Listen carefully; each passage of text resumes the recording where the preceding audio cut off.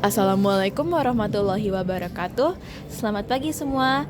Kami dari kelompok 8 Informatika dengan tema materi pengembangan aplikasi mobile. Pada pagi ini kami akan mempresentasikan mengenai materi pengembangan aplikasi mobile lewat PPT atau presentasi. Pertama-tama, izinkan kami untuk memperkenalkan anggota kelompok kami. Yang pertama ada Abimanyu Danendra, yang kedua ada Amanda Raina, yang ketiga ada Muhammad Nanta Ardiansyah, yang keempat ada Rahma Aulia, dan yang terakhir ada Riyadi Feroshando Mardisto. Langsung saja kita ke materi yang pertama. Pengembangan aplikasi mobile dengan App Inventor. Program komputer yang beroperasi pada sistem tertentu yang dibuat untuk melakukan entah tertentu. Dari segi etimologi kata, aplikasi berasal dari bahasa Inggris yaitu application, yang artinya adalah penggunaan maupun penerapan. Secara sederhana, disimpulkan bahwa pengertian aplikasi adalah suatu penerapan perangkat lunak atau software yang dikembangkan dengan tujuan untuk melakukan tugas-tugas tertentu. Menurut cara pengembangannya, terjadi 3 jenis aplikasi, yaitu aplikasi mobile, aplikasi desktop, dan aplikasi web. Aplikasi mobile. Aplikasi ini dirancang dan dikembangkan agar dapat digunakan pada perangkat mobile seperti smartphone, smartwatch, tablet, dan lainnya. Aplikasi mobile bisa ditemukan di Play Store pada smartphone Android maupun App Store pada iPhone. Aplikasi mobile berkembang pesat karena kemudahan penggunaan piranti mobile dan dapat diintegrasikan dengan sistem lain yang ada pada perangkat mobile seperti kamera, GPS, sidik jari, dan lainnya. Kelebihan dari aplikasi mobile ini adalah memiliki tampilan awal atau user interface UI yang menarik. Pengembangan aplikasi tidak semua bisa diakses dengan internet saja dan dapat diakses kapanpun tanpa batasan waktu. Nah, sekarang ada aplikasi desktop.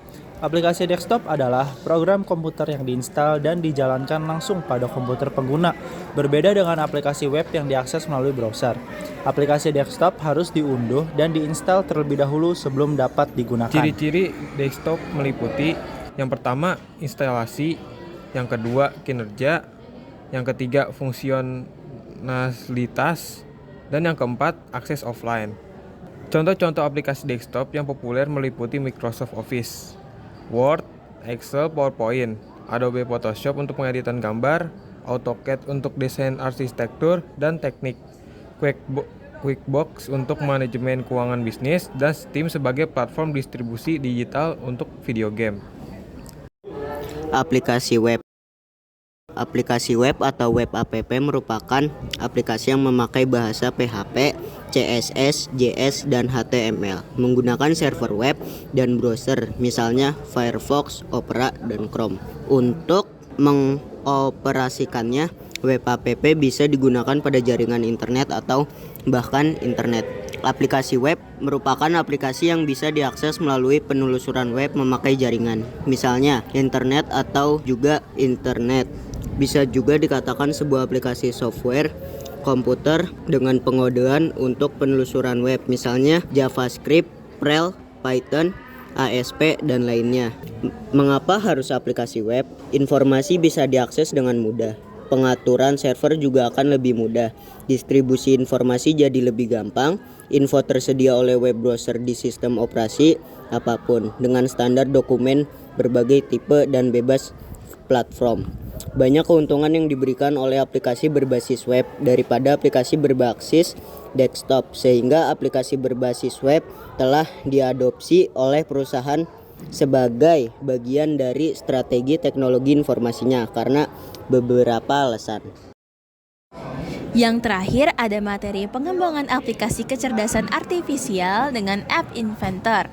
Nah, kecerdasan artifisial itu apa sih? Kecerdasan artifisial atau Artificial Intelligence atau AI adalah bidang ilmu komputer dikhususkan untuk memecahkan masalah kognitif yang umumnya terkait dengan kecerdasan manusia. Contohnya ada search engine seperti Bing, kemudian virtual assistant seperti Google Assistant, Apple Siri, Cortana, kemudian untuk kendaraan ada kendaraan otonom seperti Tesla. Nah, 5 suku machine learning oleh Profesor Pedro Domingos ada 1. Simbolis yang berasal dari logika dan filsafat. Yang kedua ada evolusioner yang berasal dari biologi evolusioner. Yang ketiga ada Bayesian atau berhubungan dengan statistik dan probabilitas. Yang keempat ada analogis berasal dari psikologi. Dan yang terakhir ada koneksionis yang berasal dari ilmu saraf. Bidang ilmu komputer pada disiplin ilmu kecerdasan buatan atau AI. Yang pertama ada machine learning.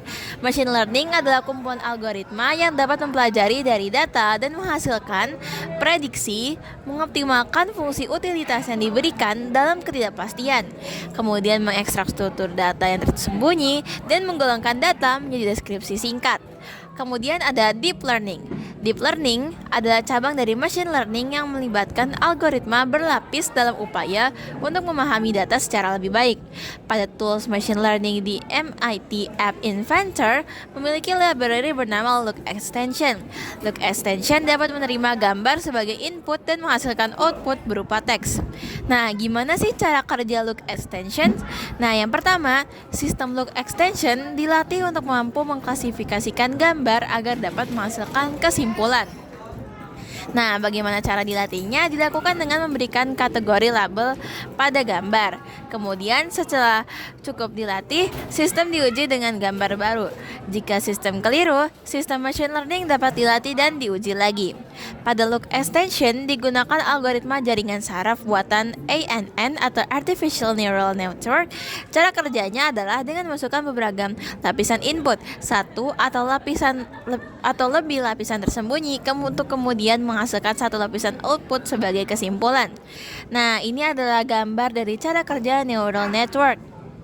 Di sini terdapat beberapa lapis input yang kemudian menjadi ribuan lapisan tersembunyi yang kemudian dihasilkan menjadi satu kesimpulan output. Nah, machine learning memiliki jenis-jenisnya tersendiri. Yang pertama ada supervised learning atau pembelajaran yang disupervisi atau diawasi. Supervised learning adalah cara di mana gambar input dan label telah diketahui untuk diklasifikasikan.